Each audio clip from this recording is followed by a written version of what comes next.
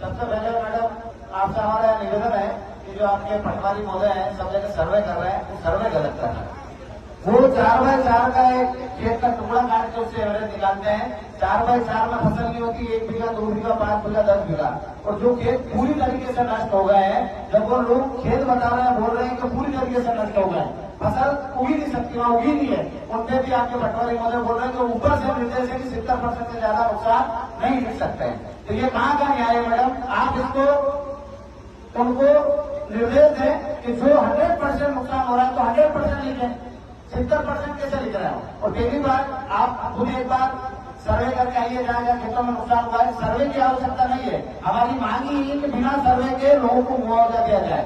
मुआवजा हम सरकार से मांग रहे हैं, बीमा कंपनी अलग है, हमने जो प्रीमियम कराई ये बीमा दिया है उसकी जो हमको राशि मिलेगी वो अलग है। हम सरकार से मुआवजा मांग रहे हैं कि हमारी आर्थिक स्थिति खराब है, हम पूरी तरीके से फसलें हमारी बर्बाद हो चुकी है, हमारा लालन पोषण करने और अगली फसल उगाने के लिए हमारे पास पैसा दिए तो सरकार हमको मुआवजा दे। मुआवजा अलग है और बीमा कंपनी से बीमा अलग लेंगे। तो आप ये हमारी बात पहुंचाए कि हमको मुआवजा अलग से चाहिए, अलग से चाहिए तो मुआवजा। और दूसरी बात यह है कि जो बीमा कंपनी हमको बीमा करके दे रही है कि उनकी जवाबदारी होती है को पॉलिसी जो हमारी बनी है उस पॉलिसी के नंबर हमें बताए कि हमारी पॉलिसी का नंबर क्या है। जबकि आपके जो पटवारी लोग आ रहे हैं जो सर्वे में मांग रहे हैं आपकी बीमा पॉलिसी का नंबर दो, तो हमारे किसानों को बैंक में जाना पड़ रहा है। बैंक में जाने के बाद पूछना पड़ रहा है कि हमारी प्रीमियम कौन से मतलब कौन से बैंक ने हमारा बीमा किया है, क्योंकि हमें बिना बताए हमारा बीमा कर दिया जाता है। बैंक से कर दिया जाता है, नहीं कर दिया जाता है? किसी आदमी के पास अपना पॉलिसी नंबर है क्या? तो मैडम किसी भी व्यक्ति को अंधकार में रखकर कोई भी बीमा कंपनी पॉलिसी नहीं कर सकती। इसके हिसाब से उनके ऊपर फोड़ गलती का केस होना चाहिए कि हमारी प्रीमियम हमसे बिना पूछे हमारे खाते से काटी जा रही है। बीमा कंपनी को कोई अधिकार नहीं है कि हमें नियम कानून बताए बगैर हमारा बीमा कर सके। यदि बीमा करना है तो हमको बताते हैं कि पीला मोजक जैसी बीमारियों कितनी भी बड़ी बीमारियां है वो आपके बीमा में रिस्क कवर में नहीं है, तो हम उनसे बीमा कराते ही नहीं। अब जाके जब हमारी प्रीमियम हजारों सालों से काटते आ रहे, जब से देश आजाद हुआ है तब से बीमा किसी ने करवाया क्या? जाके डायरेक्ट बैंक काट देती है ना। आपको बताया कौन कौन सी बीमारी आपके बीमे में शामिल है?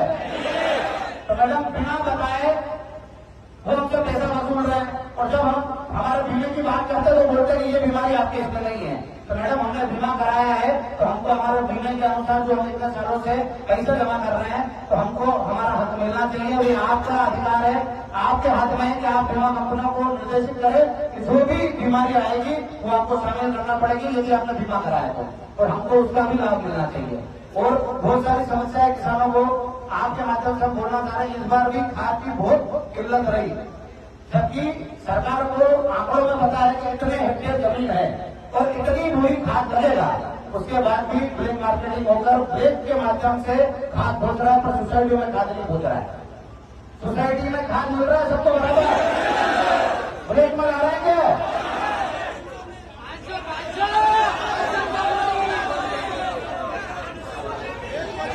तो आप सोसाइटी को निर्देशित करें कि जो आपके यहाँ रकबा है उसके अनुरूप खाद मिले, और खाद में भी भेदभाव करते हैं। आपका खाता होगा तो खाद मिलेगा, नहीं है तो नहीं मिलेगा। यदि कोई किसान कर्जा नहीं लेना चाहता तो क्या जबरदस्ती कर्जा लेगा और खाद देगा?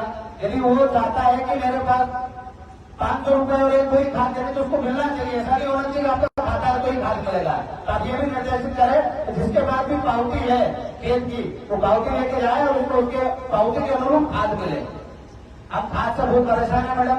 दवाइयाँ की दुकानें वाले बहुत सारी जगह अपनी दवाइयाँ बेच रहे हैं, आपकी टीमें पैसे लेके समझौता करती है, जाती है रेट मारती है, पैसे लेती है और आ जाती है, पर उन पर कार्रवाई नहीं करती और किसान नकली दवाइयाँ छिड़काव कर रहा है, उसका असर नहीं हो रहा है। हमने हमारे 2-4 गांव है जाके मुझे पूरी जानकारी, पर सब जगह किसान ठगा जा रहा है। कुलरमेला, आमदा, शेरपुर, हमारे यहाँ एक तो कंपनियां थी, शायद आलोड़ का दुकानदार था वो, मैडम उसकी अपनी शिकायत भी करी कि हम उससे बीज खरीद के लाए, हमने वो बीज बोया, मैं स्वयं भी उसमें हूँ, मेरे नाम पे भी बिल बना हुआ है, मैं हमने वो सोयाबीन का बीज बोया और वो होगा नहीं। जब हम दुकानदार से बात करने गए तो ये जो लोग हमारे किसान भाई गए थे उनको डरा धमका के भगा दिया।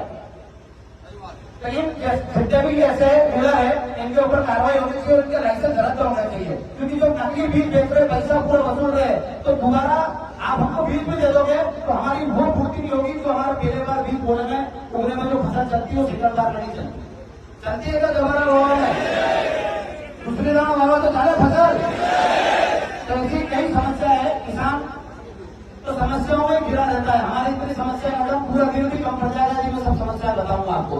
आप मुख्यमंत्री जी भी आज हमारे जिले में आ रहे हैं, हम आपके द्वारा आश्वस्त करते हैं कि हमारी तरफ से कोई विरोध प्रदर्शन नहीं है। हम उनसे सहयोग की अपेक्षा करते हैं कि जितने भी हमारे किसान भाई हैं पूरे जिले के और पूरे प्रदेश के, जहाँ जहाँ अतिवृष्टि की वजह से पीला मोहल्ले की वजह से जो परेशानी हुई है, तो अतिवृष्टि की वजह से जो नुकसान हुआ है उसका 11,000 रुपये बीघे के हिसाब से मुआवजा दिया जाए और जो भी जो बीमा कंपनियां हैं वो जो हमारा बीमा बढ़ रहा है वो हमको बराबर दे।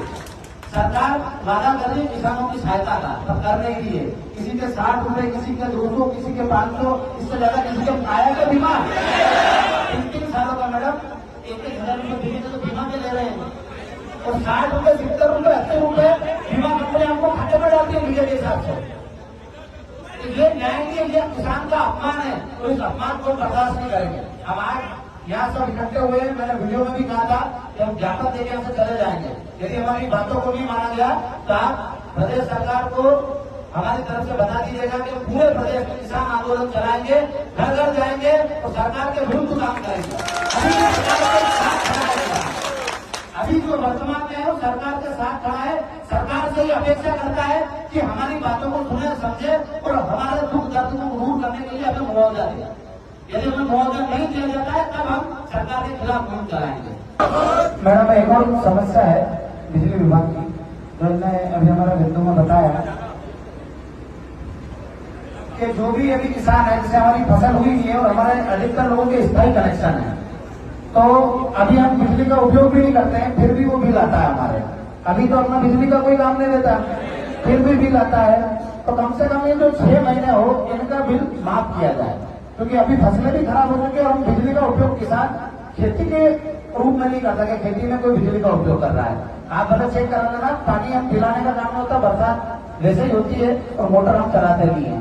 तो आपसे निवेदन है कि बिजली कंपनियों को आप निर्देशित करें कि जो 6 महीने हैं इनमें बिल, मतलब बिल जो हमको साल भर कर दिया जाता है तो 6 महीने का माफ कर दिया जाए।